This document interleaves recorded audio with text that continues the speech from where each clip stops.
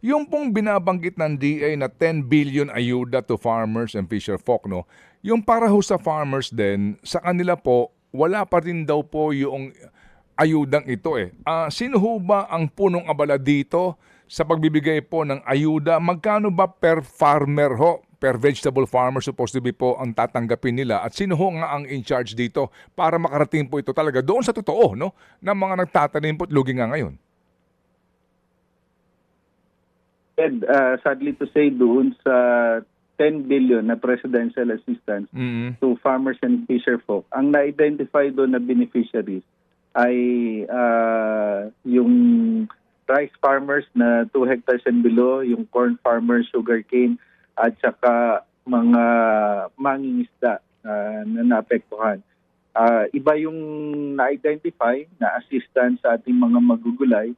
But merong additional na pondo, alam ko, na tinitingnan na si Sir Kiko para mabigay din na assistance sa ating mga magugulay. So hindi pa kasama dito ang vegetable farmers. Yes, Sir, hindi pa sila kasama doon sa 10 billion. okay, sir, ito ho kasi nga ay sa ilalim mismo po ng programa under DA based po sa GAA, di po ba? Yes, so ito yung pondo na available ngayon sa DA for 2026 appropriation. Okay, paano ho, anong gagawin po ng kagawaran dito para kayo makahanap ng pondo, ng pera, para po naman maayudahan ang mga vegetable farmers natin? As I've said, Manong Ted, iba yung naging assistance sa kanila sa pamamagitan doon sa direkta nga pagtulong doon sa kanila sa merkado.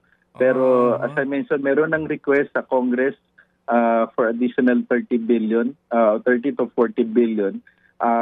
Ang ano doon ay para sa fertilizer, yung parang 10 billion, and then may 10 billion additional, kasama na rito yung ating mga magugulay. Request sa Congress, ano yan, sa realignment for this year's budget? For this year's budget, Manong Ted. Okay, for this year's budget.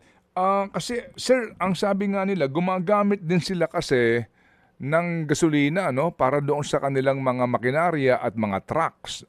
Opo, wala silang fuel subsidy po itong mga vegetable farmers, sir? Sa fuel subsidy kasama sila, Manong Ted. Yung nabanggit ko kanina ay doon sa atin sa presidential assistance. Bukod pa kasi yung PAFF na 4.1 million, tag ano yun, 2,325.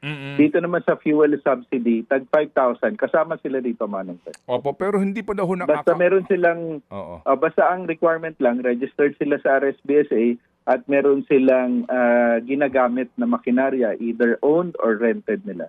Mga kapatid, para sa iba pang mga balita at impormasyon, sundan niyo po kami sa X, Instagram, Facebook at syempre sa TikTok, True Network PH. Mag-subscribe din po kayo sa aming YouTube channel, True Network. May website din po tayo, truenetwork.ph, at pwede niyo rin po kaming mapanood sa Channel 19 ng aming True FM TV. Lagi pa rin makinig sa radyo dito po sa 105.9 True FM dahil dito, laging true sa'yo, kapatid. Dito tayo sa totoo, tunay at tapat.